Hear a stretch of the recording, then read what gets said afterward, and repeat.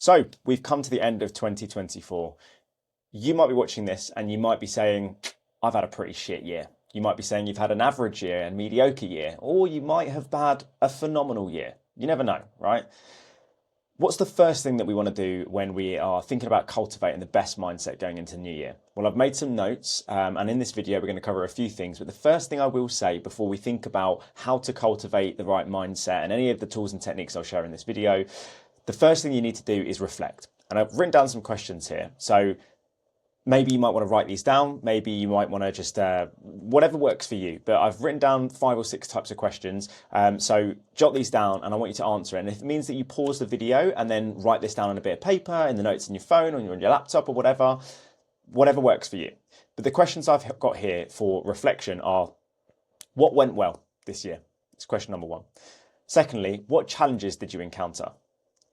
Then how did you approach or overcome those challenges? What did you learn? What would you take with you into the new year?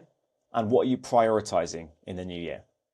These key questions, as you can tell, they're all open questions, but it allows you to start reflecting on what's happened this year and also almost future pace as to what you want to do in the new year as well, okay?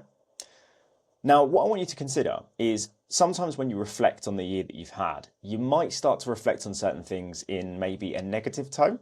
So, for example, for me, when I transitioned from recruitment into L&D, first year I had, there was obviously some real positives. I didn't have any L&D experience, and I'd kind of come in as the head of L&D, but there's so many things that I learned, and I look back and I reflected on some of the first training sessions I put together.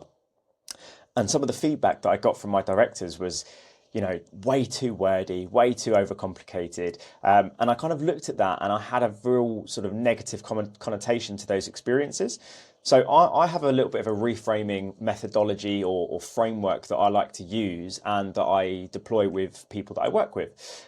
The first thing to do when you are trying to reframe something that maybe is a bit negative, because let's face it, if you're reflecting and you go, you know, that was fantastic and I took these steps, that's great. You don't necessarily need to reframe that. But if you've got something that perhaps maybe you blanked for a couple of months or whatever it is, then the first things first is actually identify what's happened. Actually acknowledge what has happened. This is the very first step. And I'll be honest, most men, for example, we're not very good at that, to be quite honest with you. We will just kind of put that in the back of our heads. But the first thing to do is, whether it was good or bad, just acknowledge that that actually happened.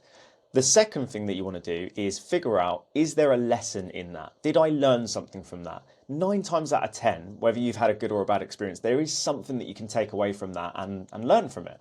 I mean, I'm not embarrassed to admit this, but there has been times in my career where I have blanked for a month or two, especially during the pandemic, geez.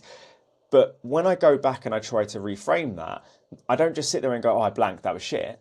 I go, okay, cool, I blanked. Why did I blank? Like, what was the reason for me doing that? And it usually boils down to either a skill issue or a will issue. And again, that's a separate video. We can go into that. Third of all, after talking about what we have learned, is what positives, if any, are there? Now, granted, like I just said there, when I blanked for 2 months, was there any positives? Not that many.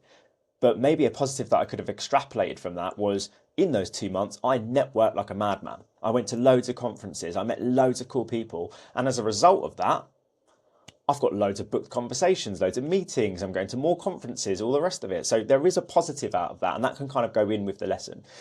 Now, the fourth thing to talk about here with the reframing methodology / process is, you have to action it. There's no point of us sitting here and talking about our feelings and what went well and trying to reframe things if you don't create an action plan. So the last thing I'll say on the reframing and reflection aspect of the video is, once you have identified it, figured out if there's any lessons that you've learned, figure out what positives there are, create a bit of an action plan. And at the end of this video, we'll go through a bit of a visualization exercise with some kind of steps on how to create a bit of an action plan. So that's the last thing there. So what are 3 to 4 key things that we want to look at to cultivate the best possible mindset in 2025? Now, the first thing I've written down on the screen behind me here is adaptability. Now, anybody that has worked in recruitment post-COVID or maybe joined the industry during the pandemic or maybe set up a business during the pandemic will know that no matter what market you're in, it's incredibly unpredictable. There was something that came out in the REC recently that's saying that jobs are down, and founders have reached out to me saying that, you know, the market's pretty unstable, etc., etc. Yet There are other businesses that are saying it's extremely buoyant and they're in very similar sectors. So the first thing that we want to figure out is how do we get more agile? How do we become more adaptable? And something I'm going to go through with you now is something that I call an identity statement or an I am statement. So if you put I am in front of anything and you keep repeating those words, you're basically training your mind to identify in that specific way. No, I'm not talking about identity politics. I'm actually talking about cultivating the best mindset here. So when we talk about adaptability, we all know that change is inevitable. And something that I will say about myself is that I am flexible and I am in control. I am flexible when change happens. The control bit comes in a second, right? So whatever works for you, but put I am in front of it, and we're talking about adaptability, okay? The second thing is resilience. Everyone knows you need to be resilient, and a term that I hear a lot in the recruitment sector is bounce back ability. You're always going to have setbacks. You're always going to have things that you need to get back off the floor from. And I say to recruiters all the time that being in recruitment, the reason why it's such a hard job, even though it's technically an easy job, again, that's a whole thing, mind's going everywhere, is that you're metaphorically being punched and kicked in the face every day and you have to get yourself back up. So an I am statement, again, pick your own one, let me know what yours is, but my one will be I'm in control, that's what I was going to say earlier, I'm in control of what I do and what I think.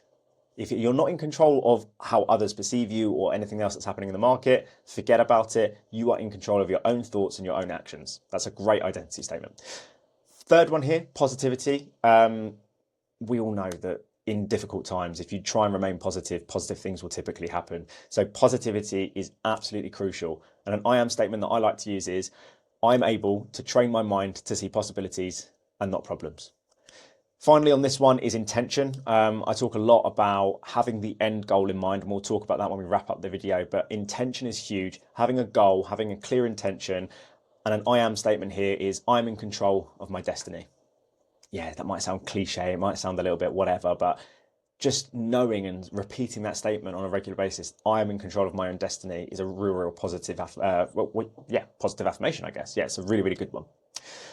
Now, onto the action plan. So I want to go through a visualization exercise, and I'm going to do a separate video on this so that you can listen back to it and you can actually fully action it. But I'm going to go through it with you very quickly. And I want you to let me know how, once you've actually done this exercise, kind of what happened to you, because everyone has very interestingly different experiences with this. So once you finish this video, I want you to find a quiet place. You can either put some headphones on with some like binaural beats, or not just some sort of something to block out the exterior noise, or if you're able to do so, just do it yourself in just silence.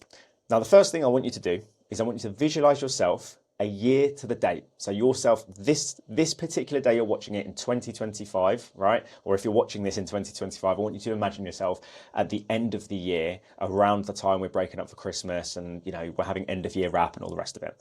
And I'm going to read off a few questions here for you guys. So the first thing here I want you to ask yourself is, how far have I come? What have I achieved? What have I learnt? And what successes have I had? And now I want you to imagine yourself coming into the office or to wherever you work. So I'm currently in my home office. So when I do this visualization exercise, I imagine myself walking into this office, for example.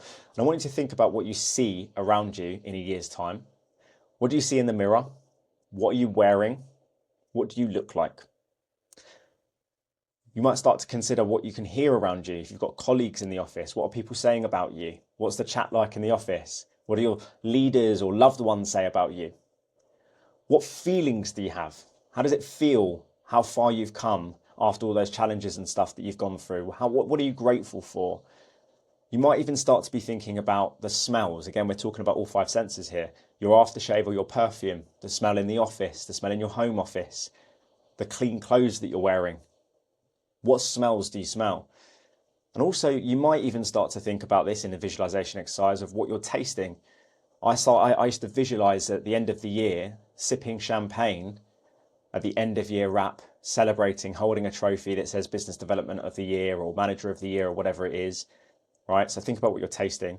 And now once you've finished that visualization, I want you to just sit with that and just notice how that feels. Notice how it feels when you think of yourself in the future achieving what you wanted to achieve, okay? Now, the final thing, because it's all well and good trying to manifest and visualize positive stuff, but if you don't action it, it's kind of pointless. It's like believing in yourself and not working hard, or working really hard and not believing in yourself. You kind of have to do both. So if you want to be a top biller, for example, and you've done this visualization of yourself winning top biller of the year or whatever it is, start to think about how you can reverse engineer that and start to think about what you need to do every quarter, every month, every week, every day, if you want to get super granular, what you need to do in your sprints every hour, etc., etc.